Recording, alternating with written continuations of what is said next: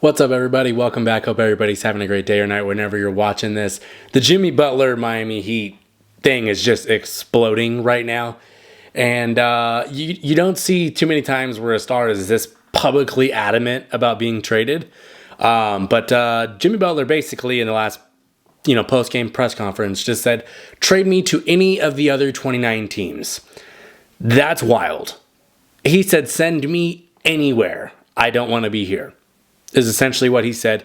Basically said he's not happy playing in Miami anymore. Doesn't think he'll ever be happy playing in Miami again. And obviously, Jimmy just thinks it's time for a fresh start. And I want to bring up some trade scenarios that I think could be potential, that I think would be good trades for maybe both sides. Or I also kind of want to talk about both sides in this situation with the Heat and Jimmy. Because the NBA PA is going to dispute him being suspended by the Heat because they just suspended him for 7 games.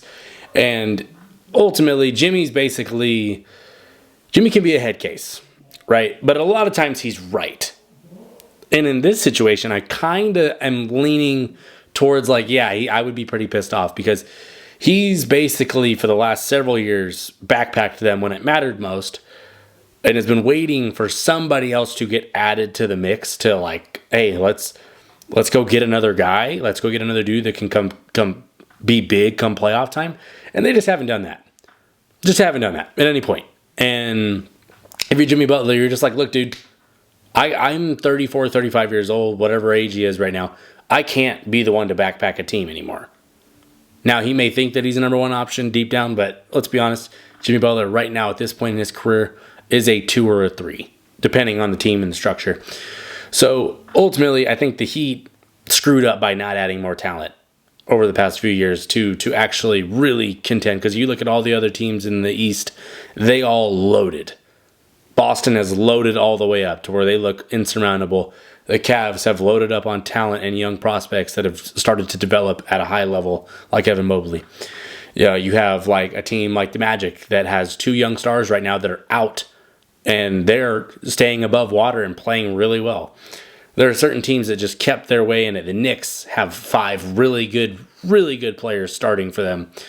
That's 3 or 4 teams in the East that are all way better than the Heat. And I think Jimmy's just like, dude, I'm over this. We're not going to beat them. We're just going to get dog walked again in the playoffs.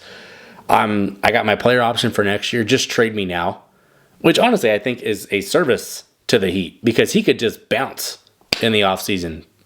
Peace. I'm going somewhere else. He's at least given them a chance to go get something for him, which I think the Heat are kind of screwing this up to a degree. But ultimately, they're losing more leverage by the day, and he's got to get traded. So let's talk about some teams that I think Jimmy Butler should be traded to. And we're going to start with probably the most obvious one, the Golden State Warriors, because let's be honest, they are at the very end of Stephen Curry's window for capturing another championship.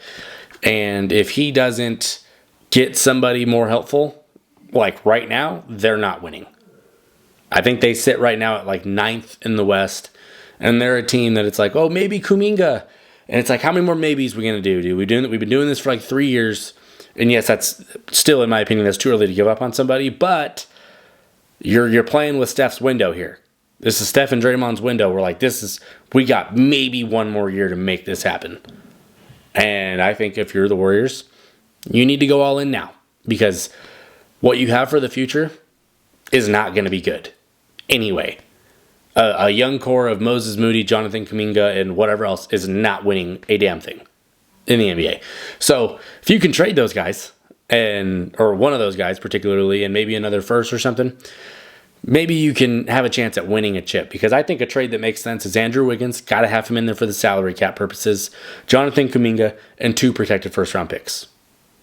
For Jimmy, straight up. And ultimately, I think you're giving up a young piece in Kuminga who maybe flourishes in Miami's system. And then they get a couple, let's say if the Warriors are good over the next couple of years, they get a couple picks that are probably in the mid to late first round. So ultimately, you get Kuminga, a couple later picks, and Wiggins for salary cap. And ultimately, the Warriors get their guy, and then the Heat get some guys back to where they can remain a little competitive, because that's what Pat Riley likes to do. And I think it's a good trade for both sides. You can fluctuate the picks however you like. I don't care what years you give him, but I just think that if you're the Heat, you have to make a move, and if you're the Warriors, you absolutely have to make a move, because this young core you've created is not winning anything. Like, they're not that, they don't have that in them. So you might as well try to go swing for the fences one last time and do your star player in Steph Curry a service and say, hey, we went balls to the wall for you. And then you let the pieces fall where they may. That's just one trade that I think. I want to know in the comments what you guys think of these trades and ultimately where you want to see Jimmy land, because it's got to be somewhere outside of Miami. I think another team that is very intriguing to me, and there's a lot more moving pieces to it, is the Houston Rockets, because they've got a ton of young talent in the guard and forward sector of their team. And I think they need to consolidate that a little bit, because all these guys can't play. They all can't play 20, 30 minutes a game. So you need to consolidate this down a little bit. And you can pick and choose between the young players. But here's just kind of what I'm thinking. You need Dylan Brooks for the salary. He's got to be in there. I think Jock Landale's got to be in there for salary. And Jayshawn Tate probably in there for salary. But what do you do outside of that? Because Miami's not going to take that as a trade. Maybe Reed Shepherd. And that might be like really giving up on somebody too early. But he's not even playing. He's not even playing this year. Like, I think they sent him to the G. They sent him somewhere. He's basically not even getting any minutes. And ultimately, then you maybe give him one first to Miami. So you give up Reed Shepherd, who was a top 5 pick this year, hasn't really played. Who knows if he'll play this year, and a first. And then you give up 3 salary fillers. And you get Jimmy Butler, a Josh Richardson, and like an Alec Burks, just to make the quantity of players match up well enough. Then maybe I'm too early on giving up on Reed Shepherd. Maybe you guys want to send somebody like Cam Whitmore. That's fine. I think Cam Whitmore's really good, but I'm pretty sure his hand's broken. You can't send Tari Eason right now, because I'm pretty sure he's got like a shin or an ankle, leg injury, something like that is derailing his season right now. Shepherd kind of seems like the only guy that I think might fit the timeline for trading. But yeah, I think that would be a good trade if you're Houston. You get to, you have Freddie, you have Jalen Green, you have Jimmy, you have Jabari Smith, you have Alperen Şengün, and then your bench has Amin Thompson. There's, Tari Eason if he gets back, Cam Whitmore if he gets back. There's enough moving pieces there. Steven Adams, to where you could field a really good team that might be able to make a push in the West. So, I think those 2 trades are pretty interesting to me. And then the third one that I think is kind of out of left field, and I don't think a lot of people are thinking too much about it. Memphis Grizzlies. The Memphis Grizzlies are one of the best teams in the league. Yet again, they're finally healthy for the most part.